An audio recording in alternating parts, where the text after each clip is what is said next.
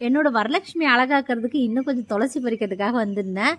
துளசி மாலைலாம் வந்து இன்னும் ரெடி பண்ணல. ஏன்னா நம்மளுக்கு வந்து காலையில் டைம் இல்லாததுனால நான் வந்து அப்படியே வந்து சாமி கும்பிட்டுட்டேன். இப்போ துளசி மாலை, தோரணம் எல்லாமே ரெடி பண்ண போகிறேன். துளசியில் வாசம் செய்வாள் மகாலட்சுமி, எல்லாருக்கும் தெரியும். துளசி வந்து லக்ஷ்மிக்கு வந்து ரொம்ப ரொம்ப பிடிச்சது.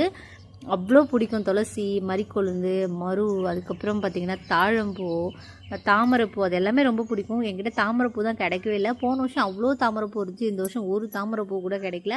இருந்தாலும் பரவாயில்ல, துளசி வந்து இதோட பெஸ்ட்டுன்னு சொல்லிட்டு துளசியை வச்சு நான் ஃபுல்லாக வந்து தோரணம், மாலை எல்லாமே ரெடி பண்ண போகிறேன். அதுக்காக தான் வந்து துளசி பறிச்சிருந்தேன்.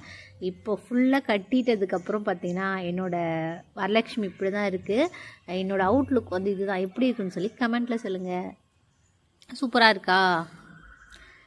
வரலட்சுமியும் இன்னும் கொஞ்சம் அழகாக்கிட்டேன். ஃபஸ்ட்டே வந்து அழகு தான், இன்னும் கொஞ்சம் துளசி மாலைலாம் போட்டதுக்கப்புறம் அப்படியே ஜொலிக்குது.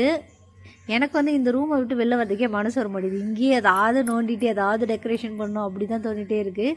ஃபைனலாக வந்து இப்போதைக்கு இப்படி தான் இருக்குது. ஈவினிங் பார்த்திங்கன்னா ஃபுல்லாக சமைச்சு முடிச்சுட்டு சாமிக்கு வந்து படையல் வச்சுட்டு அப்போ வந்து பூஜை பண்ணுவேன்.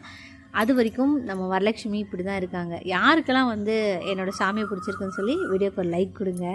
மறக்காமல் கிராமிய சுற்றுச்சூழல் சேனலுக்கு சப்ஸ்கிரைப் பண்ணி சப்போர்ட் பண்ணுங்கள். மேலே வந்து நான் ஸ்ப்ரிங்கு வச்சு அதுக்கு மேலே தான் இந்த பூ வந்து சுற்றி விட்டுருந்தேன். காலையிலே அதெல்லாம் கட்டி வச்சுட்டேன். ஆனால் காலையில் இதெல்லாம் பண்ணுறதுக்கு வந்து எனக்கு நேரமே இல்லை. அதனால் அப்படியே வந்து அந்த ஸ்ப்ரிங்கோடு அப்படியே கட்டி விட்டுட்டேன். வாழை மரமும் பார்த்திங்கன்னா நேற்று நைட்டே வச்சுட்டேன். அதனால் வந்து ஒரு மாதிரி வதங்கின மாதிரி ஆயிடுச்சு. இருந்தாலும் பார்க்கறதுக்கு நல்லா தான் இருந்துச்சு. சரி அப்படியே விட்டுறலாம், இல்லை புதுசாக வைக்கலான்னு பார்த்தா இதுக்கப்புறம் நம்மளுக்கு நேரம் இருக்காது, சமைக்கிறதுக்கு நிறைய வேலை இருக்குது.